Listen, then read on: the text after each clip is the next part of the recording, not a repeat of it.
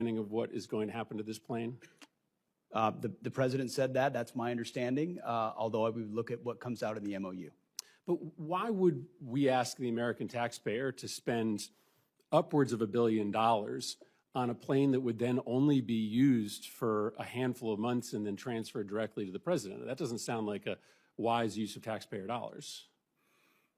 A lot of the capabilities, as you know, Senator, of that particular platform are and should remain classified. So there are reasons why you might modify, even for a short period of time, an aircraft to ensure the safety and security of the President of the United States. But when do you believe that those upgrades would be made? How long would the president have it before it got transferred to his personal possession?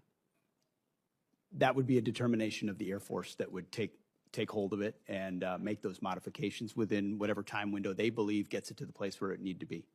Yeah, I think this is extraordinary, Mr. Chairman. We're talking about a pretty massive investment of appropriations dollars into a plane that the Secretary is saying is currently planned to be transferred personally to the President. There's a lot of other pending needs that we need to fund. This would seem to be low on the list. Mr. Secretary, one final question. Obviously, you know that there is a concern in the public about a double standard that is applied to protest, sometimes protest that turns violent. The president, when he came into office, issued pardons to the individuals that attacked the United States Capitol, including those individuals who beat savagely police officers. You have deployed the National Guard and readied Marines in a way that many people think is unnecessary given the state and the local resources. So maybe let me ask the question this way so that you can assuage people's concerns that there is a double standard. The National Guard was deployed here on January 6th, and that was a decision made by the Department of Defense. Do you support that decision? Do you believe that that was the right decision to deploy the National Guard to defend the Capitol on January 6th? All I know is it's the right decision to be deploying the National Guard in Los Angeles to defend ICE agents who deserve to be defended in the execution of their jobs. But I think it's important to know whether you think it was also important to have the National Guard defending the United States Capitol when there were violent protesters here on the president's behalf, to make sure that folks know that you care about protest, whether it's against the president or on behalf of the president. Senator, I was in the Washington, D.C. National Guard when that happened and was initially ordered to go guard the inauguration of Joe Biden. But because of the politicization of the Biden administration, my orders were revoked. And ultimately, because of the politics that were being played inside the Defense Department by the previous administration. But do you support the decision made on January 6th to send the National Guard here to defend the Capitol? I support the decision that President Trump made and requesting the National Guard that was denied. No. I don't want a long answer. Yes or no. Have you led an audit of any organization of which you were in charge? Senator, in both of the organizations I ran, we were always completely fiscally responsible. Yes or no, did you lead an audit? And the way yes my or no, did you lead an audit? Stated, yes or no? What are you afraid of? You can't answer this question. Yes or no, did you lead an audit? Do you not know this answer? Senator, yes every part of my leadership of these organizations has been misrepresented. I will take that as a no. What were the findings? So there were no findings because you've never led an audit. What guidance did you give the auditors? None, because you've never led an audit. Nobody expects you to be an accountant, Mr. Hegseth. What we expect is for you to understand the complexity of this Pentagon budget process that is absolutely necessary to outfit our warfighters. Look, the Secretary of Defense is required to make quick decisions every single day that, well, with high-level information that's being provided for them. A Secretary of Defense has to have breadth and depth of knowledge. Right now, I am concerned that you have neither. Mr. Hegseth, what is the highest level of international negotiations that you have engaged in, that you have led in? Because the Secretary of Defense does lead international security negotiations. There are three main ones that the Secretary of Defense leads and signs. Can you name at least one of them? Could you repeat the question, Senator? Sure. What is the highest level of international security agreement that you have led, and can you name some that the Secretary of Defense would lead? There's three main ones. Do you know? I have not been involved in international security arrangements because I have not been in government other than serving in the military. So my job has been to no. The lead answer is men can and you women name in one of the combat. three main ones that the Secretary of Defense You're talking about defense signs? arrangements. I mean, NATO might be one that you're referring to. Status of Forces Agreement would be one of them. Status of Forces Agreement. I've been a part of teaching So- about status of forces agreements. But you don't inside remember to Afghanistan. mention it? You're not qualified, Mr. Hegseth. You're not qualified. You talk about repairing our defense industrial complex. You're not qualified to that. You could do acquisition and cross-servicing agreements, which essentially are security agreements. You can't even mention that. You've done none of those. You talked about the Indo-Pacific a little bit, and I'm glad that you mentioned it. Can you name the importance of at least one of the nations in the ASEAN, and what type of agreement we have with at least one of those nations? And how many nations are in ASEAN, by the way? I couldn't tell you the exact No, you amount of couldn't, nations because in you've that, not but I even know we have bothered to allies do- in South Korea and Japan and in AUKUS with Australia, trying to work Okay. on submarines with them. Mr. and data Hegseth, transfers none with of those them. countries We are have in allies ASEAN. across. None of those 3 countries that you've mentioned are in ASEAN. I suggest you do a little homework before you prepare for these types of negotiations. Listen, Mr. Hegseth, we ask our troops to go into harm's way all the time. We ask them to go into harm's way. And this behind me is a copy of the Soldier's Creed, a copy that usually hangs over my desk here in the Senate, and you should be familiar with it. It's the same copy that hung over my desk at Walter Reed every single day that I woke up and fought my way back because I wanted to go back and serve next to my buddies who'd saved my life. This same copy, these words are repeated over and over and over again. And let me read out 2 things to you, 2 sentences. I will always place the mission first, and I am disciplined, physically and mentally tough, trained and proficient in my warrior task. Mr. Hegseth, our troops follow these words every single day, and they man up and they pack their rucksacks and they go to war. And they deserve a leader who can lead them, not a leader who wants to lower the standards for himself or raising the standards for other people. And by the way, our troops already meet the standards. We ask troops to man that ship, fight that fire, fly that helicopter until their very last breath. And they do that every single day. They cannot be led by someone who's not competent to do the job. How can we ask these warriors to train and perform the absolute highest standards when you are asking us to lower the standards to make you the Secretary of Defense simply because you are buddies with our president-elect? And by the way, he has filed for bankruptcy 6 times. I'm not quite sure he's the kind of CEO you want to refer to as a successful businessman. Let me make it clear. You can't seem to grasp that there is no U.S. military as we know it without the incredible women that we serve. Women who've earned their place in their units. You have not earned your place as Secretary of Defense. You say you care about keeping our armed forces strong and that you like that our armed forces are meritocracy, then let's not lower the standards for you. You, sir, are a no-go at this station. You led an audit. Service in the Navy. I think LLMs and AI really underpinning all of our command and control capabilities is now and will be in the future a key and essential tool for decision making. Thank you. I agree that American AI dominance is extremely important. Mr. Hegseth, should American AI dominance be up for negotiation with China and any trade talks that are underway? As the chairman said, we're very focused on AI dominance. It's central to maintaining our cutting edge, and we're doing that. Good. Well, I hope, will you commit to telling the president not to sacrifice American AI dominance in any of his negotiations with the Chinese? The president is not surrendering any of our dominance to the Chinese. Good. I'll take that as a yes, that you'll be advocating for that. Thank you very much. I hope you'll also, you've both spoken to the competition in the defense industrial base. I agree with that deeply. I'd point out that 40% of small businesses have left our defense industrial base supply chain in the past decade, and trade wars that have caused unprecedented uncertainty are going to drive more small businesses out of business. And that's something I hope we can work together to try to prevent, because it's very real in my home state of New Hampshire. Mr. Hegseth, did you order a pause in offensive cyber operations against Russia? That, I know the story you're referring to, and it's false. We said it then, and I'll say it now. So it is your testimony that you never ordered a pause in offensive cyber operations against Russia? We did not. Okay, let the record reflect that, and we'll be following up on that. I'm going to skip around because there's been a lot said in this hearing that has given me grave concern. One of the things that's been said in this hearing, Mr. Hegseth, was I want to give you the opportunity to correct the record and make clear that you will abide by, that you will obey a ruling of the United States Supreme Court.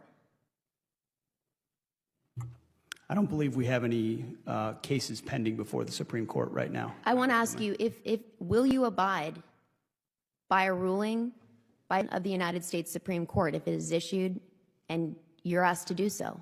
What I've said, and I'll repeat, is that district courts should not set the foreign policy of the United States of America. Mr. Hegseth, this is a fundamental principle of the United States Constitution.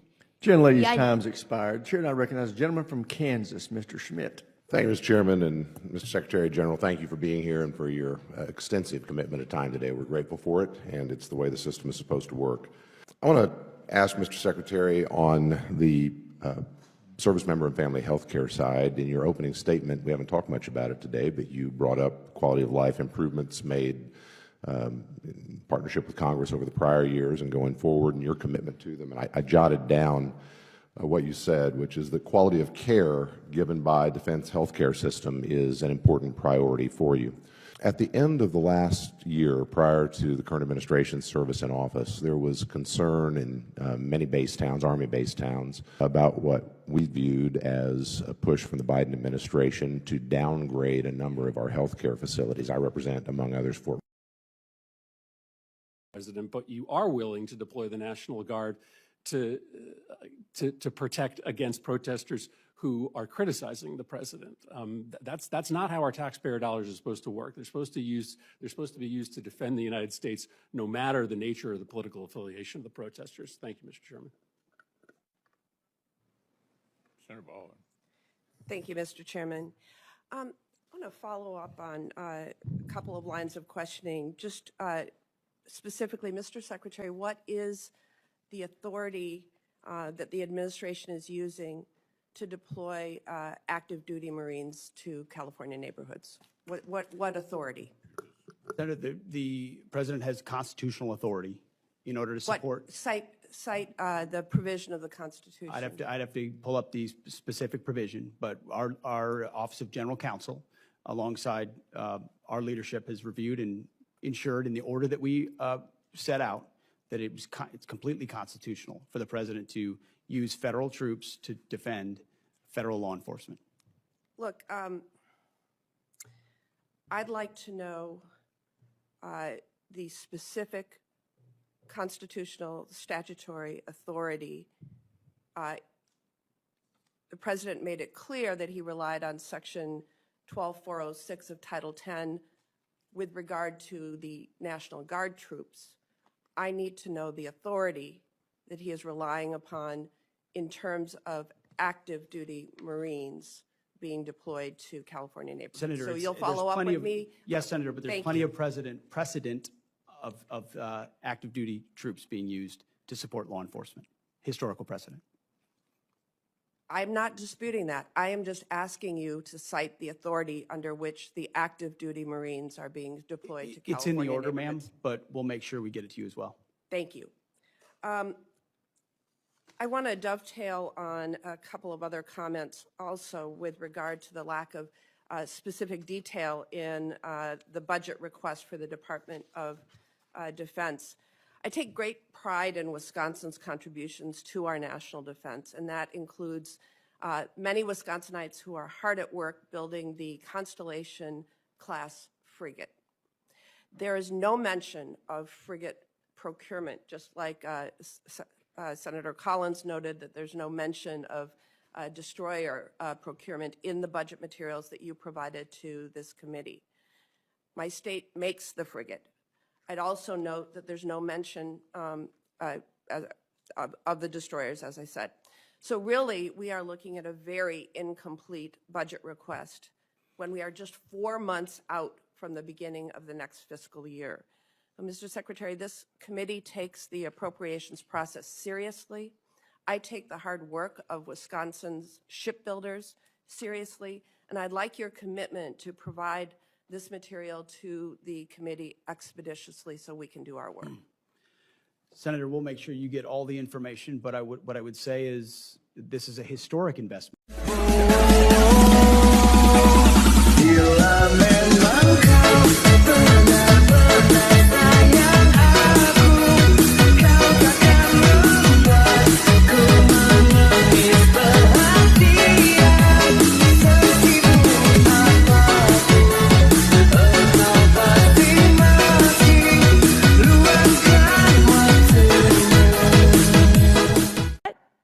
priorities have you cut funding for to pay for these projects?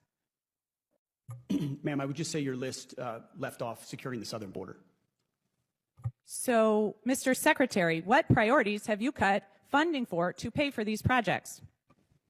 We make trade-offs every day, and I would imagine what we want to spend on is quite different than what the previous administration did. Well, I think Made the American- those changes quickly, and they're reflected in this budget, and we're very proud of them. I think the American people can see why I'm so concerned about this incompetence. Thank you, and I yield back.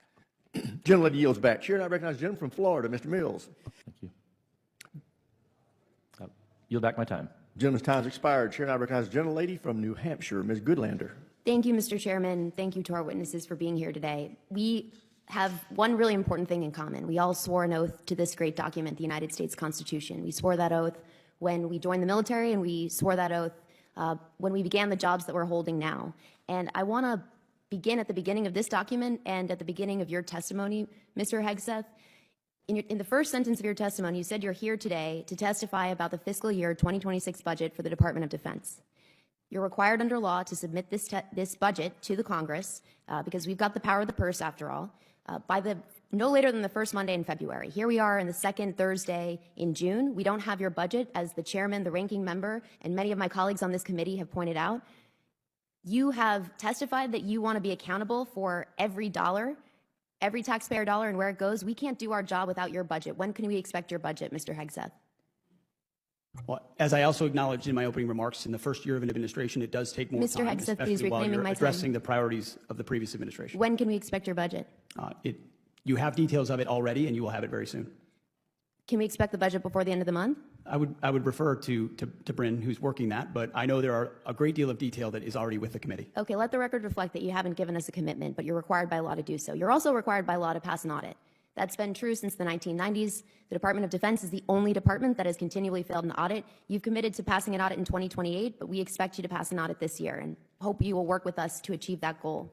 Mr. Chairman, I want to thank you for your testimony and what you've said about the threats that we face as the United States, threats from China, Russia, and Iran, and I want to ask briefly questions about each. Mr. Chairman, you've said that the Chinese Communist Party is advancing an unprecedented military modernization effort with cutting-edge technologies, including artificial intelligence. Do you agree that the United States military must have more powerful AI capabilities than China? Well, ma'am, first, thank you also for your service in the Navy.